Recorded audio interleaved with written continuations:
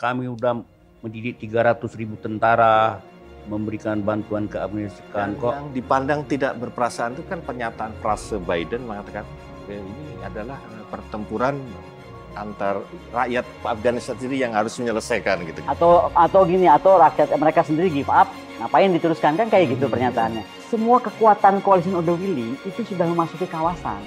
Artinya kawasan itu udah beda banget. Jadi kalau dilihat balance, udah nggak balance. Makanya we have to be very careful, kita itu mau apa. Kalau enggak kita akan larut, dimanfaatkan, dipakai, tapi nggak dapat apa-apa. Oke.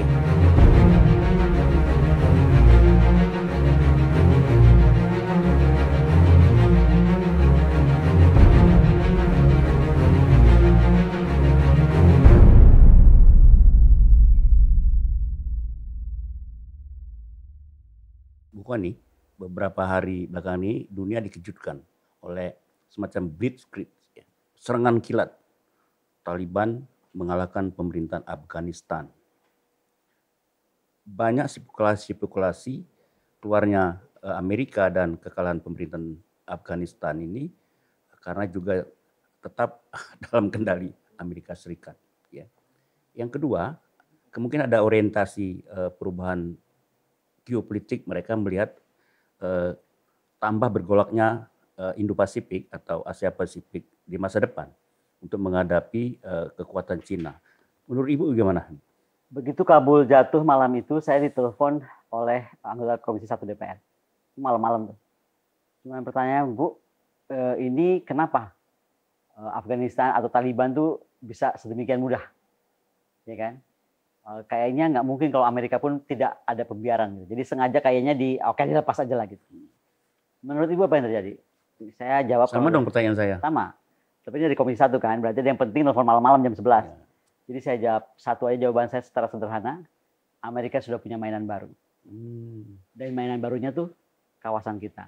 Kawasan Pasifik.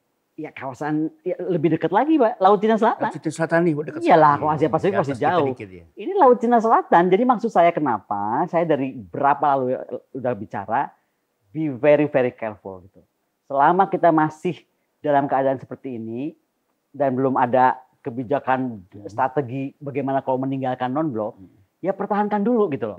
Dengan catatan apapun yang kita buat harus balance dan harus resiprokal. Dia ada seorang ngomong gini, balance dong, ada latihan militer karena ekonomi kita sama Cina kuat banget. Lah, ekonomi yang bisa sama ekonomi dong, militer sama militer. Jadi nggak bisa di cross kayak gitu.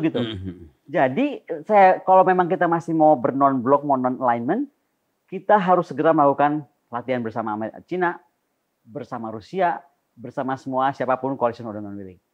Begini, kalau dibilang kita itu ada anggapannya, waktu saya kalau nggak salah diskusi dengan Pak Sutioso bilang, bagus dong Mbak Koni supaya nanti kalau ada apa-apa dengan Cina, Cina udah tahu bahwa kita tuh ada Amerika di belakang kita akan belain. Saya jawab, kata siapa Amerika mau belain kita? Belum tentu gitu loh. Jadi kita tuh mesti pasti dulu kita mau apa. Dan ini lebih jangan lihat dulu kepentingan orang lain lah. Kepentingan bangsa ini apa? National interest kita apa? National interest kita tuh apa gitu. Kayak industri pertahanan ya. Indonesia menurut saya tuh kalau saya nih, kalau boleh mendesain ya, udah bagi aja 4 Kogab Wilhan. Indonesia gede banget. Nggak mungkin. Bagi 4 Pangko Wilhan. Kogab Wilhan, Komando Gabungan Wilayah Pertahanan. Yang 2, kita koalisikan dengan Coalition of the Willing. Ini kalau saya non-blok beneran. 2 ke Amerika maksudnya? Iya, Amerika, NATO, Australia, segala macam itulah. FPDA dan lain-lain. Tapi yang sebelah barat, mau nggak mau, suka nggak suka dan Indian Ocean, iya sama Coalition of the Non-Willing. Oh, ke Cina. Cina dan kawan-kawan. Artinya apa? Ketika kita bangun Kogab Wilhan ini, yang 2 ini dengan industri, apa aja lu kerja sama lah. Sama Korea, sama Australia, sama Amerika, sama Inggris, sama Prancis, alat-alatan nggak apa-apa. Tapi di sebelah sini, peralatan kita harus Cina dan Pakistan, Iran. Iya, boleh ya. Iya, kawan-kawan. Itu kalau kita non-blok beneran. Jadi, kita nggak usah ketakutan suatu hari di embargo. Karena kalau dia akan mikir dong, gua embargo dia malah makin industri gitu loh. Jadi harus betul-betul balance. Cuman itu harus berani. Dan politik luar negeri itu memang harus berani. Nggak bisa ingin bermain melayang di atas ombak terus, nggak bisa. Kita kayak politik luar negeri kita sekarang. Menurut aku politik kita sekarang begitu. Ngayun, ngayun pengen aman. Nggak bisa. Ketika kita menjadi negara besar dan berdaulat, kita harus punya sikap. Strike lah ya. Dan sikap itu yang paling mahal dan sekarang kita nggak punya. Emang kita nggak punya sikap politik luar negeri? Bukan politik, kita lihat aja lah. Sikap kita jelas nggak sih? Udah gitu aja lah, jangan tanya-tanya. Coba kita balikin. Sikap kita terasa jelas nggak kita mau kemana? Kalau saya sejak dulu sudah nggak jelas. Nah ya udah.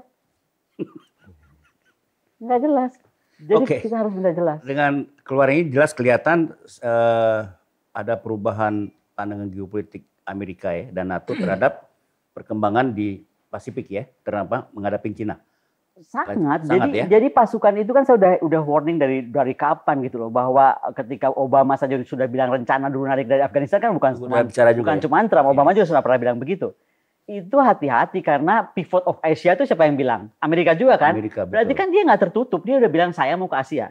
Sama seperti sekarang Macron bilang. Cuman kita kurang antisipasi aja ya. Sama seperti sekarang Macron bilang gue mau Grand Pasifik. Orang cuma bilang seolah-olah Macron iseng aja bikin visi. Enggak, dia langsung serius, ya? Bangun pangkalan udara, pangkalan laut dari New Caledonia, New Zealand, ya kan? Terus apalagi di sebelah sini saya lupa apa namanya. Tapi udah jelas sama Singapura. Kapal selam Prancis itu sudah base di Singapura. Jadi yang nggak kelihatan pun sudah ada. Dan mereka patrol. Prancis udah di Singapura? Udah dari setahun lalu saya ngobrol sama Athannya. Nongkrong sana mereka? Bukan nongkrong, patroli Laut Cina Selatan. Patroli. Ya, jadi artinya semua kekuatan coalition of the willing itu sudah memasuki kawasan. Artinya kawasan itu udah beda banget. Jadi kalau dilihat balance, udah nggak balance. Makanya we have to be very careful. Kita itu mau apa? Kalau enggak kita akan larut, dimanfaatkan, dipakai, tapi nggak dapat apa-apa. Oke, menurut Ibu apa peranan yang paling sangat penting, strategis yang Ibu harapkan dari peranan Indonesia di kawasan ini? Kita jadi penengah. Balance itu keyword. Penengah. Jadi kita ini sekarang, kawasan itu sudah tidak balance. Kan saya ulang-ulang terus. Nah untuk balance kita harus berani speak up. Amerika, sebentar ya. Lu udah ada The Quad, ada FPDA. Sekarang Perancis ya udah pasti ada negara NATO. Oh ya, by the way, satu lagi. Belanda juga ngeluarin buku putih, Pak. Iya, iya. Cuman saya belum bisa baca karena bahasa Belanda. Jadi belum tahu. Tapi yang Inggris saya udah baca, yang Perancis saya udah baca. Nah, itu artinya kawasan ini sudah demikian bergolak gitu. Kalau sekarang kita masih tetap begini, di mana posisi kita rebalancing kita itu kan nggak ada. Gitu. Nah, posisi rebalancing itu yang kita mesti ambil dan itu artinya kita bersuara tegas dan keras, sikap kita apa? Termasuk sikap kita untuk mengambil posisi blok ya, gitu. Boleh aja dong. Boleh aja kalau memang ternyata kita melihat ternyata lebih untung kita memblok kepada Amerika misalnya karena udah dikelilingi oleh Amerika. Ya nyatakan aja. Jadi mau exercise jangan lagi di kemarin 3 pulaunya Pak 3 tempatnya Pak Andika. Kalau perlu di depan hidungnya dia ada kan lebih dekat ke Natuna. Kan dekat di situ lagi aja gitu. Jadi nggak nanggung tapi sewakan, jangan gratis juga. Betul. Jangan dia pelajari hutan kita begini, daun kita begini, soil kita begitu, ya kan? Semua detil tentang kita udah ada. Itu yang terlihat fisik. Yang non fisik dia bisa pakai alat kan, udah nggak tahu kemana, ya kan? Nah itu yang kita bisa jadikan base. Berapa base, berapa uang kita. Jadi ada take and give lah gitu. Oke, gimana menurut pandangan Anda soal keluarnya pasukan Amerika dan kekalahan? Dengan penarikan Amerika ini sebetulnya apapun teori yang di balik itu ada bilang itu tetap dalam kendali Amerika. Tapi ini sebenarnya secara moral kerugian besar buat Amerika karena sekarang sekutu-sekutu Amerika ini akan mulai mikir ini. Bisa dipercaya nggak nih orang? Gitu. Ini aliansi yang setia nggak gitu? Iya, dia bisa reliable nggak? Karena dulu waktu Saigon oke lah karena apapun memang Vietnam Utara, Ho Chi Minh memang cukup kuat ya. Dan memang Amerika salah membaca, dia pikir superioritas militer bisa dengan mudah mencaplok utara, padahal dia menghadapi sebuah perlawanan nasional sebetulnya, yang kebetulan payungnya memang komunis ya, dalam hal ini Ho Chi Minh dan Po Nguyen Giap. Tapi dalam konteks Taliban juga sama, jadi dia memang salah baca, dan dia tidak melihat kerja politik luar biasa 20 tahun Taliban untuk comeback dan menyusun kekuatan dengan wajah baru, gitu, dengan profil baru yang tidak seperti dulu kayak milisi gitu, tapi di sini memang diplot sebagai perang diplomasi gitu.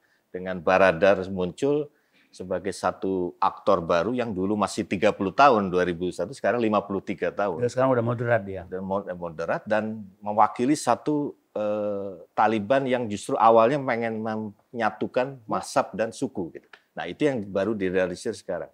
Tapi di luar soal kekuatan Taliban yang patut dikagumi dan mengejutkan. Tapi sisi lain buat Amerika, ini kok tiba-tiba kayak tinggal gelanggang colong pelayu, kalau orang Jawa bilang, dengan mudah. Nah, persoalannya bukan hanya di Afghanistan. Waktu Saigon, dan ini bisa termasuk kayak Taiwan juga, walaupun ini kata orang aja Taiwan bisa nanti, wah kalau ada satu yang menurut dia lebih nyaman dan lebih menguntungkan, tahu-tahu lihat dengan alasan macam-macam lah soal HAM apa. Jadi ini yang menjadi pertanyaan. Maka di satu sisi kalau kita mau melihat persoalan apa kebutuhan untuk aliansi strategis sama Amerika, kecuali yang memang negara-negara selevel ya. Tapi kalau yang cenderung mau dijadikan satelit atau proxy, itu sebaiknya memang mikir dua kali sekarang kalau dengan kejadian di Afghanistan. Kalau memang itu jadi tarikannya, berarti kan ya statementnya Biden, misalnya seolah-olah, saya kan cuma Amerika di sana buat urus counter terrorism, bukan nation building. Itu kan pernyataan paling konyol sedunia. Kalau ngomongin bukan nation building, ngapain dia dari tahun 20 tahun lalu dari situ kan? Frase lain dari Biden kemarin di akun Amerika loh, katanya kami udah mendidik 300.000 tentara, memberikan bantuan ke Afghanistan. Yang dipandang tidak berperasaan itu kan pernyataan frase Biden mengatakan ini adalah pertempuran antar rakyat Afghanistan sendiri yang harus menyelesaikan gitu. Atau gini, atau rakyat mereka sendiri give up, ngapain diteruskan kan kayak gitu pernyataannya. Yang mau saya bilang adalah tadi betul mungkin kalau memang kita mesti hati-hati. Dan kalau kita lihat tarik garisnya, kita kan kalau ngomong kawasan, yang mesti kita amankan kawasan. Kita ukur aja lah berapa jauh sih kita ke Cina dekat, atau ke Laut Cina Selatan. Bu, dari Jawa berapa Bu? Berapa kilometer? Ada nggak 600 kilometer? Ada, 600 sampai 600. Jadi Bu, saya perhitungkan kalau kita hitung dari tempat saya duduk ini, pas di atas kita Bu, Laut Cina Selatan. Masa? Iya, 600 kilometer ke atas kita. Nah sementara Amerika itu 8.000. 8.000 kan? Jauh banget. Jauh banget. Jadi kalau saya ngomong kawasan, kan kita bikin aja ring satunya nih, ASEAN. Gitu aja. Nah, konsentris. Nah, jadi artinya yang ini aja yang kita deketin. Karena kemauan untuk menjaga kawasan ini aman kan itu rumah kita. Ya lebih efisien dan dekat jaraknya kan. Iya, harusnya kan. Kalau saya jadi presiden Bu, saya kan pasti dengar omongan Ibu sama Ibu. Saya angkat bukan sekedar staf, langsung menteri masing-masing. Ada menteri geopolitik, menteri pertahanan global namanya. Bukan Asia Bu, global. Jadi benar juga sih kalau Amerika memang ini ya, dia apa aja yang nguntungin dia putuskan dengan tenang. Ya itu kan Amerika itu terkenal dengan apa ya, superpower Bu ya. Selalu prinsip superpower itu hegemonik di mana-mana Bu. Saya lupa ada istilahnya. Setiap hegemonik itu dia ada aturan sendiri gitu. Enggak setuju keluar aja. Ya harusnya Indonesia kan begitu. Iya. Jadi kalau kita nggak setuju Amerika pasti jadi lawannya gitu loh. Nah kita nih. Tapi sikap itu gini loh. Nggak jelas. Semua tuh ada harganya. Semua ada harganya. Betul. Nah yang kita lagi mesti perhatikan kenapa di ulang tahun kita ke-76 ini. Sepertinya kita masih tetap takut bersikap. Kayaknya itu yang kita mesti renungkan. Bung Karno tuh ambil sikap loh. Sangat ketat ngambil sikap apa. Kalaupun mau ngambil dua sisi. Oke, kita kembali lagi ke season ke Afghanistan ini. Apa Bu saran Ibu untuk Indonesia menyikapi Afghanistan? Kita mesti hati-hati karena sekarang kita tuh harus melihat apa juga yang akan dibawa. Gini lah, saya tuh lagi nggak sepakat dengan ada gambaran seolah-olah sekarang Taliban tuh Taliban unyu-unyu. Taliban sekarang tuh udah cuma unyu-unyu, beda sama Taliban kemarin. Oh, belum. Bedanya apa? Belum ada bukti ya. Jadi gini, bedakan Afghanistan dan Taliban. Taliban itu masuk Afghanistan itu ketika kelompok akademisi lah, anak-anak sekolahan Pakistan itu benar-benar pengen membawa perubahan tadi pemersatu, ya kan? Tapi dia tuh dibiayai oleh Arab Saudi. Makanya kaburnya ke Arab Saudi kan? Karena ya itu salah satu. Maksudnya mujahidin nih? Bukan, presidennya. Oh, Ghani. Oh, Ashraf Ghani. Ashraf. Nah, apa namanya tadi? Ada 3 suku yang mau disatukan. Kemudian Salafi Wahabi. Ini juga yang membuat pengaruh jadi mereka tuh jadi beda. Karena akhirnya dari Arab Saudi dan ajarannya jadi agak lain. Tapi tolong dicatat, Afghanistan bukan Taliban, Taliban bukan Afghanistan, itu dulu. Jadi saya Indonesia mesti lihat betul dan membagi betul itu. Karena ada pernyataan Jenderal Amerika loh. Di sana itu nggak ketahuan mana Taliban, mana Afghanistan. Mana karena Taliban. Begini Bu, Taliban ini suku besar 43%. Nah, itu makanya. Pastun. Jadi tuh apa ya, saru gitu. Nah ini kita harus hati-hati untuk itu. Tadi saya diskusi dengan Farhan. Dia di Komisi 1. Dia bilang karena kita ada dulu Kolombo, kita dekat sekali dengan Afgan, kita harus bantu Afgan, gini. Oke, tapi tolong yang dikirim bukan kelompok agama. Kalaupun kita mesti mau kirim apa ya, delegasi membantu Afghanistan untuk menjadi negara demokrasi seperti Indonesia katanya hebatnya. Yang dikirim, lo beneran itu idenya Farhan. Nah, maksud saya jangan dikirim agama, karena kalau agama bisa jadi larinya jadi ke agama lagi. Maksud saya coba kita jauhkan dulu itu, betul-betul ajarkan kalau memang demokrasi kita yang terhebat. Kalau gitu membawa ya. Pancasila maksudnya. Saya nggak tahu lah. Nah, tapi kalau saya lagi mikirkan soal refugee, satu hal yang pasti kita nggak mungkin pengungsi maksudnya. Ya, pengungsi apa itu manusia air. Nah, terkait ini kita udah mesti siap-siap. Saya kemarin ngomong sama Angkatan Laut ya. Jadi ini kayaknya mestinya kita udah siapkan pulau kita terluar yang jauh banget dari manapun. Kalau mereka ngungsi ke Indonesia? Jadi kalau dulu kan yang Pulau Galang kan masih deket tuh. Ini nggak boleh, mesti yang jauh. Kenapa? Karena fans Taliban, hasil pendidikan Taliban yang dulu itu masih ada di kita. Yang selnya tuh bisa hidup lagi, tiba-tiba terinspirasi. Wah, Taliban aja bisa menang. Wah, kita masa nggak bisa menang? Kan bisa begitu. Kita mesti pikirin orang-orang seperti itu. Nah, jadi itu mesti terisolasi. Sebagai atas nama kemanusiaan kita tampung. Kita minta juga dari PBB, jangan cuma sediakan, kemudian kita pusing sendiri. Kemudian mereka harus terisolir, kalaupun punya fasilitas. Nggak manusiawi amat Ibu nih. Bukan Pak, sekarang tuh kalau perang mempengaruhi pikiran orang, tinggal pakai WhatsApp, pakai WA, teknologi apapun, pakai YouTube aja bisa. Oke, sekarang di pulau mana supaya agak isolatif gitu?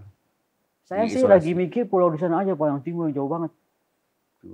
Timur pulau terluar aja. Pulau terluar ya. Tapi intinya prinsip kita bisa menampung lah ya. Harus. Kalau ada pengungsi itu untuk kemanusiaan. Jadi jangan ditampung di puncak, nanti tuh jadi aneh lagi nih ceritanya. Jadi kalau saya dengar Ibu aja belah. Tapi begini Bu, apa namanya?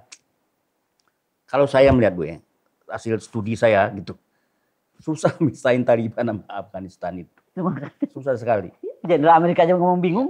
Sebab begini Bu, saya lihat juga di barat juga ada pecah-pecah pendapatnya. Kayak Panglima Inggris Nick Carter kalau salah ngomong gitu. Coba kita kasih kesempatan Taliban berkuasa, tanya siapa tahu ada harapan, ada perubahan. Ini jadi aneh Bu politik global sekarang gara-gara Pakistan, Afghanistan. Taliban, ya? Iya. Itu baru kemarin tuh statementnya. Rusia apalagi, monggo lah, walaupun kita dulu. Yang penting. Tapi jangan salah, Rusia seburuk-buruknya, Khrushchev itu, Nikita.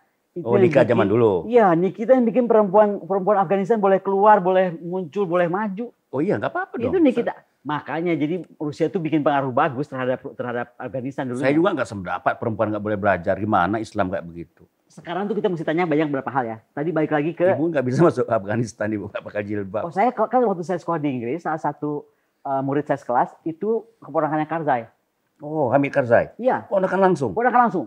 Jadi begitu kan saya orangnya agak secara agama kan saya suka agak aneh ya. Jadi dia ngomong gini, "Kon, one day I'm going to invite you to Afghanistan." Kata tuh Kabul, ngapain? Ya gue mesti servis dulu dong. Lu teman gue di omnya kok anaknya bapaknya puasa dong. Gitu kan segala macam gini-gini. Oke, tapi ya Kon, dari sekarang gue udah ngomong aja. Begitu abis resepsi, lu balik arah, darah lu halal buat gue. Gila, nggak keren nggak? Halal buat lo katanya. Halal buat si Afghani di temanku. Oh. Kenapa aku bilang?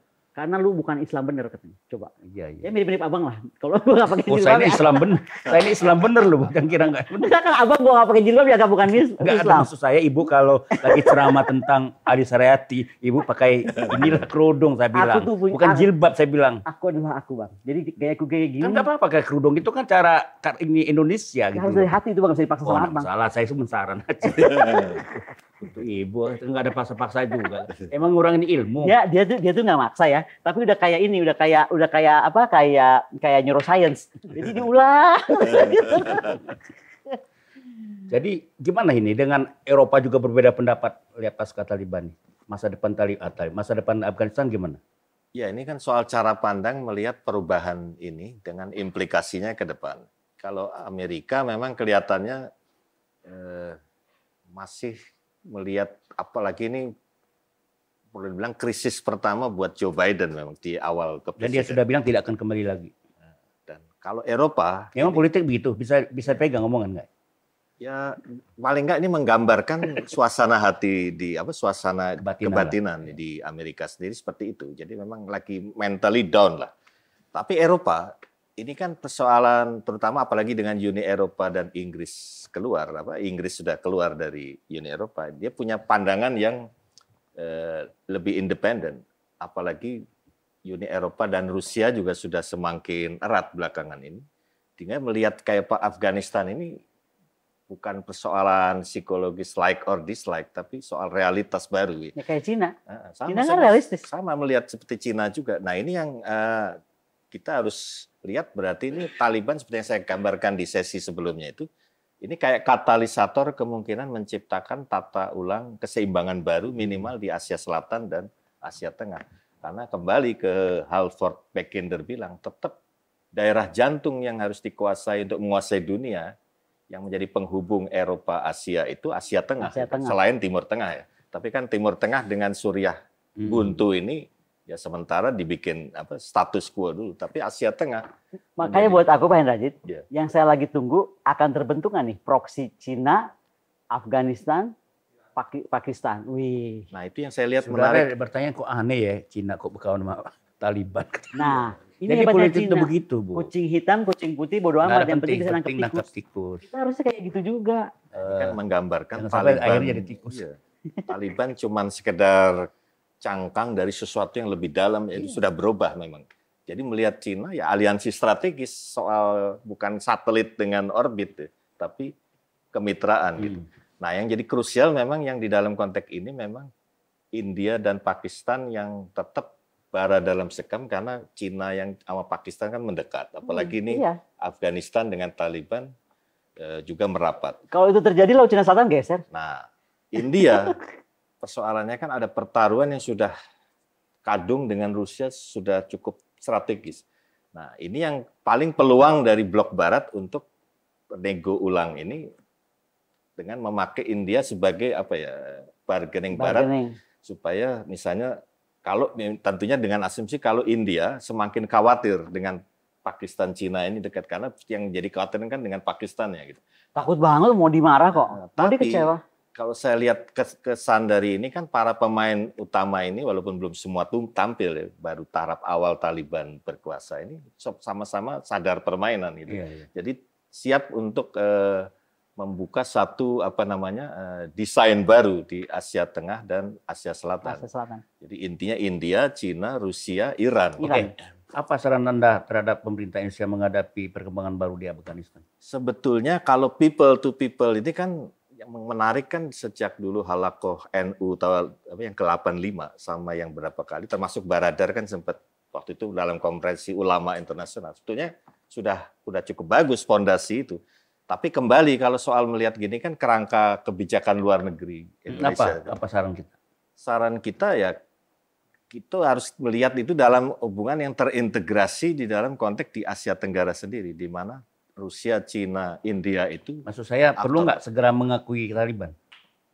Kalau itu saya kira cepat atau lambat Indonesia akan mengakui. Persoalannya ini kan bagaimana Anda sendiri gimana? Sarankan ke pemerintah Indonesia cepat-cepat akui. Kalau diakui nggak usah terlalu didesak. Didiamin aja lah. Itu nanti akan muncul sendiri kan. Yang jadi masalah penyikapan setelah itu untuk membangun seiring dengan arus yang lagi sedang membangun keseimbangan politik baru di Asia Tengah dan Asia Tenggara, tapi juga kita dengan ASEAN juga semakin menjadi satu yang diperhitungkan di dalam peta baru ke depan ini. Jadi, oke, nanti kita diskusi lagi ya, aku menarik pada pemirsa. Kita sudah sampai di ujung acara. Kita depan yang lebar bicara dengan Dr. Koni dan Profesor Hendrajit ini. Saya pikir banyak ilmu, banyak informasi dan pengetahuan kita yang sudah disampaikan dalam video ini. Dan saya yakin sangat bermanfaat karena mencerahkan, ya, sangat edukatif, yang banyak isu-isu yang belum juga diketahui oleh publik muncul di video ini. Dan ini akan memperkaya khazanah intelektual kita, terutama dalam politik luar negeri maupun geopolitik, ya, karena ilmu geopolitik dan hubungan luar negeri tidak akan habis-habis sejak ada para pemeran politik luar negeri, sejak ada aktor-aktor internasional, maka dua ilmu ini akan selalu penting, apalagi kalau menjelang perang, ilmu geopolitik jadi muncul lagi, hubungan internasional jadi penting lagi karena menyangkut para aktor, ya, yang akan memainkan peran di kawasan, terutama kawasan yang kita bahas tadi yaitu Pasifik dan atau Indo-Pasifik atau juga Amerika konflik menghadapi Laut Cina Selatan. Jadi sampai kita membahas soal Afghanistan ya, yang mutakhir belakangan ini. Jadi sudah banyak kita korek informasinya ya. Walaupun ada yang sependapat dan tidak sependapat soal kebijakan politik luar negeri kita, tapi itulah kekayaan itulah yang akan memupuk ya kecerdasan kita untuk merespon perkembangan, membuat kita menjadi manusia yang berbudaya, terutama pada pengambil kebijakan luar negeri. Mendengarkan kalangan intelektual itu sama dengan mendengarkan pandangan keterbukaan dan kebijakan untuk menjadikan satu pijakan kita untuk transparansi kita, untuk kemajuan kita. Pemirsa, terima kasih atas perhatian saudara telah mengikuti channel Bursa Interaktif ya. Terus dibuka, terus disebarkan, terus dibagikan. Insya Allah channel kami ini akan berisi banyak informasi, pendidikan, dan mencerahkan. Dan sekali lagi, atas dasar itu kita akan membangun literasi bangsa, dan bangsa kita akan terus membangun literasi. Sebagaimana tadi disampaikan oleh Indrajit, kata Nabi Muhammad, tuntutlah ilmu sampai ke negeri Cina. Berarti ilmu boleh dituntut di mana saja asal bisa memberikan pembentukan kemanfaatan dan kemajuan bangsa kita. Ilmi walau bisin, tuntutlah ilmu walau ke negeri Cina. Terima kasih Bu Koni. Terima kasih Bu Dri. Jangan bosan-bosan, akan kita berkali-kali banyak sekali isu-isu yang belum tuntas tadi Bu. Siap. Tapi memang tidak akan tuntas, itu namanya dunia kan selalu bergolak. Nah, kita selalu membahas yang bergolak. Oke, assalamualaikum warahmatullahi Waalaikumsalam warahmatullahi wabarakatuh.